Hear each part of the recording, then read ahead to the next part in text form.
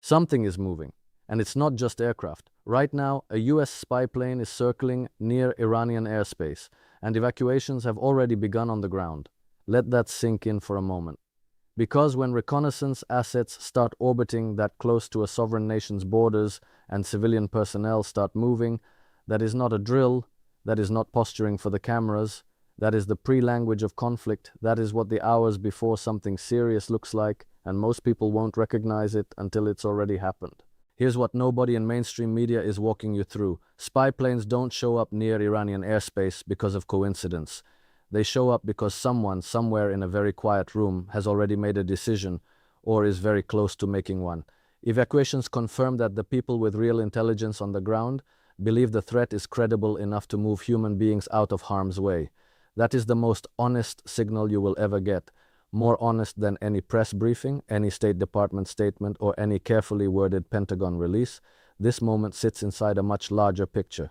One involving oil corridors, dollar dominance, proxy exhaustion in Ukraine, and a Western power structure that is under serious pressure to reassert itself before the multipolar world locks into place permanently. Iran is not just Iran in this equation. Iran is the hinge. Stay with me, because what comes next matters enormously. Let me start by giving you the full strategic picture, because without it, this moment near Iranian airspace looks like just another news headline. Another flicker on the screen that you scroll past before dinner. But it isn't. It is a data point inside a pattern that has been building for years, and once you see the pattern, you cannot unsee it. The United States has maintained a persistent intelligence presence around Iran for decades. That is not a secret. U-2s, RC-135s, RQ-4 Global Hawks.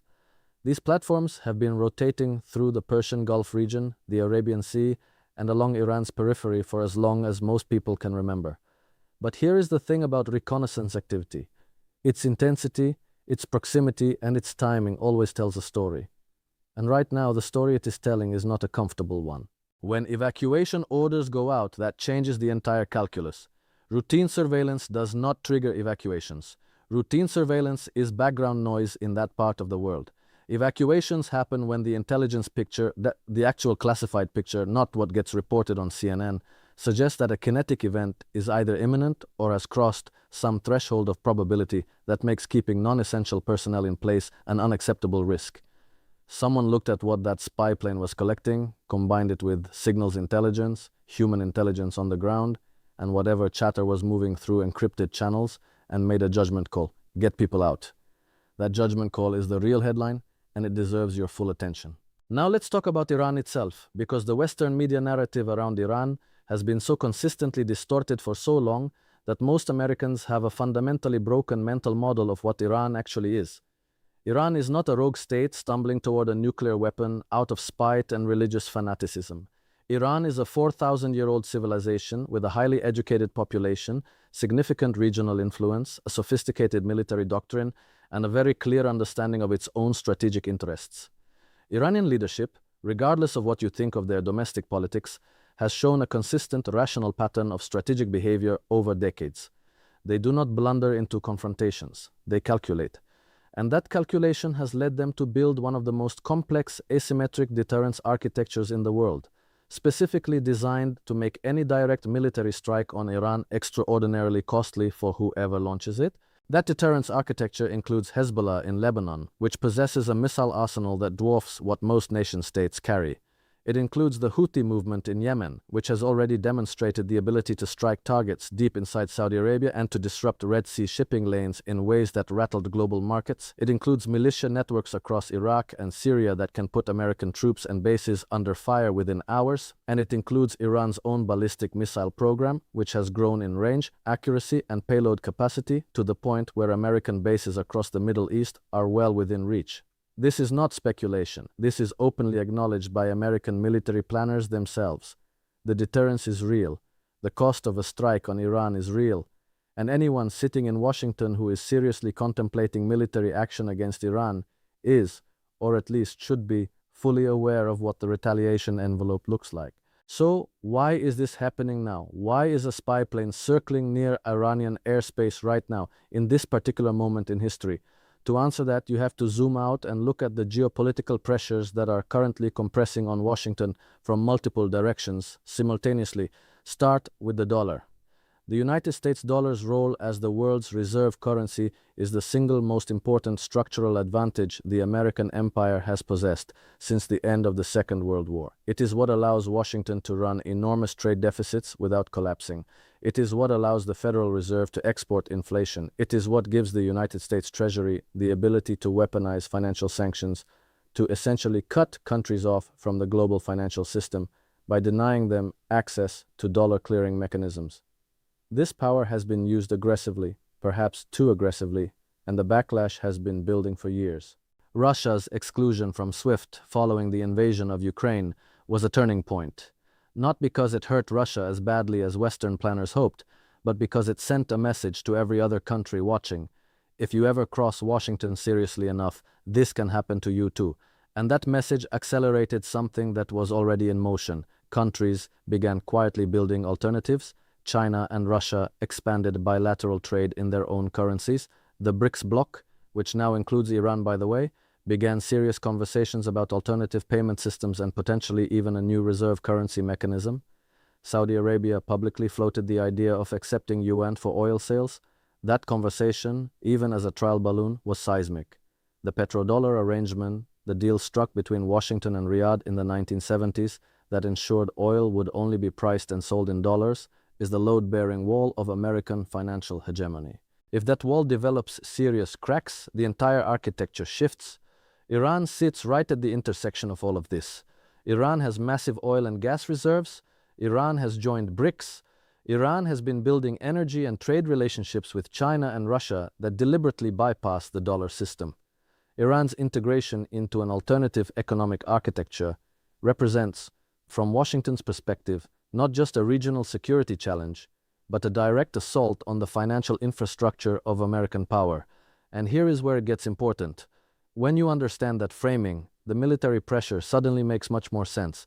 It is not really about nuclear weapons, though that is the public justification that has been used for 20 years. It is about preventing Iran from becoming a fully integrated node in a rival economic and geopolitical system that challenges dollar primacy. Now layer on top of that what has happened in Ukraine. Washington committed enormous political capital, enormous financial resources, and an extraordinary volume of weapons to the project of weakening Russia through Ukraine. That project has not produced the results that were advertised.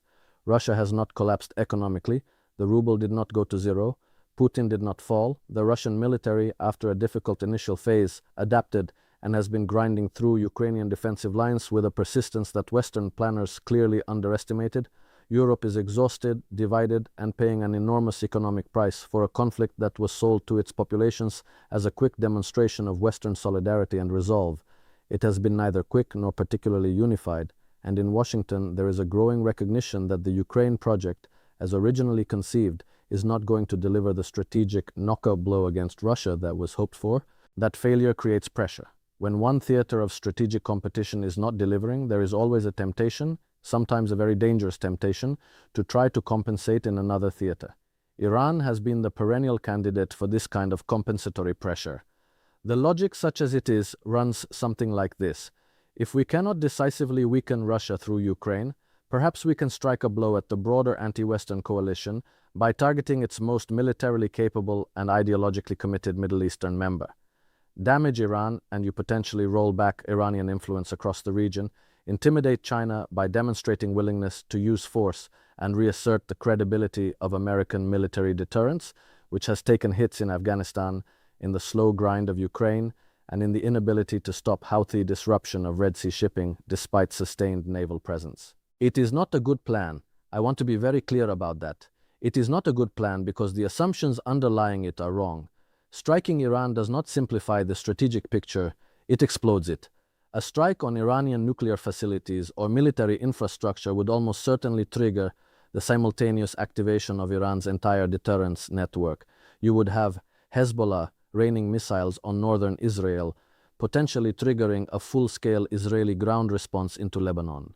You would have Iraqi militias attacking American bases across Iraq and Syria, putting thousands of American service members at direct risk. you would have Houthi missile and drone attacks escalating dramatically, you would potentially have Iranian ballistic missiles hitting American naval assets in the Persian Gulf. And you would have oil markets going into complete shock because the Strait of Hormuz, through which roughly 20% of the world's oil supply flows, becomes a war zone. The economic consequences of even a brief Hormuz closure would be felt everywhere on Earth, and they would be felt most sharply in an American economy that is already carrying enormous debt, elevated inflation pressures, and a Federal Reserve that has very limited room to maneuver. The people in Washington who are contemplating this path are not stupid. Some of them understand these consequences very clearly. But there is a particular kind of institutional momentum, a kind of strategic groupthink reinforced by years of think tank consensus, by the interests of defense contractors, by the ideological commitments of neoconservative foreign policy networks that have never fully been dislodged from the commanding heights of American foreign policy, that can push decision-making in catastrophically bad directions even when the individuals involved are individually intelligent and informed. History is full of examples of this. The First World War is the canonical one. Everyone could see the mechanism of escalation, the alliance structures, the mobilization timetables, the telegraph cables carrying ultimatums. It was all visible, and it happened anyway. I'm not saying we are inevitably headed toward war with Iran. I'm saying that the structural conditions for serious miscalculation are present in a way they have not been for a long time. And the spy plane near Iranian airspace and the evacuations are data points that indicate the tension has crossed some threshold. Something has changed in the intelligence picture. Something has moved. What should you as an American make of all this? Because this is not an abstract geopolitical seminar. These are decisions being made in your name, with your tax dollars, by people who will not be in the line of fire and whose children will not be in the line of fire. The men and women who will carry the actual cost of a Middle Eastern war are the ones who enlist because they believe in service or because it is the best economic option available to them, or both. And the broader cost, the economic cost, the cost in global instability, the cost in further erosion of American moral authority in the world, will be distributed across everyone. There is also a deeper question here about what American power is actually for and where it is actually going. The unipolar moment, the period from 1991 to roughly the mid-2010s, when American military and financial supremacy was essentially unchallenged, is over. That is not a political statement. That is a factual description of the distribution of power in the world as it currently exists. China has the world's largest economy by purchasing power parity. Russia has proven its military resilience under the most sustained sanctions pressure in modern history. The global South is increasingly assertive in its refusal to simply align with Washington's preferred narratives and preferred coalitions. The world is becoming multipolar whether Washington accepts it or not. The question is not whether America adapts to multipolarity, it is how. There are two broad paths. One path involves accepting that a multipolar world requires diplomacy, negotiation, genuine respect for other nations' interests, and a willingness to compete economically and technologically rather than militarily. The other path involves attempting to arrest the transition to multipolarity through force, trying to use military pressure to hold together a unipolar order that is economically and politically unsustainable. The spy plane near Iran is a symbol of which path currently has the upper hand in Washington's decision-making culture. And that decision-making culture is worth examining honestly. The foreign policy establishment that has driven American strategy for the last 30 years has an extraordinary record of failure. Afghanistan, 20 years, trillions of dollars, and the Taliban is back in power within weeks of the American departure. Iraq, the weapons of mass destruction that never existed, the destabilization of the entire region, the creation of the vacuum that gave birth to ISIS. Libya, the intervention that turned a stable, if authoritarian country, into a failed state and a slave market. Syria, the covert regime change operation that prolonged a catastrophic civil war and achieved nothing. Ukraine, the current chapter, still being written but not trending toward the outcomes that were promised. At some point, the pattern in the record demands an honest accounting. At some point, the question has to be asked, why are the same institutional networks, with the same analytical frameworks and the same strategic assumptions, being trusted to manage the Iran situation, when their track record in every comparable situation has been one of consistent, expensive, and often catastrophic failure? That is the question that the spy plane near Iranian airspace should be prompting. Not just will there be a strike or how will Iran respond, But the deeper question of whether the decision-making process that is generating these options is itself trustworthy, whether the intelligence being collected by that aircraft will be used honestly, assessed accurately, and weighed against the full range of consequences, or whether it will be used selectively, shaped to support conclusions that have already been reached, as we have seen before, as we saw with the curveball intelligence on Iraqi WMDs, as we saw with the Gulf of Tonkin, as history tells us happens when institutions under strategic pressure need a justification for actions they have already decided to take. You deserve to know this. You deserve to think about it clearly, without the fog of official narratives and media amplification of Pentagon talking points, because the decisions being made right now, in quiet rooms, over classified intelligence reports, in conversations between senior officials who never appear on television, will shape the world your children and grandchildren inherit. And the most powerful thing you can do right now is refuse to be passive. Refuse to absorb the official framing without question. Demand the deeper analysis. Ask who benefits. Ask what the record shows. Ask what the full cost accounting looks like before the first missile is launched. Because once that first missile is launched, from whatever direction it comes, the conversation changes completely. The options narrow, the costs escalate, and history, as it always does in these moments, begins to move very fast. The spy plane is still circling. The evacuations are underway. Pay attention.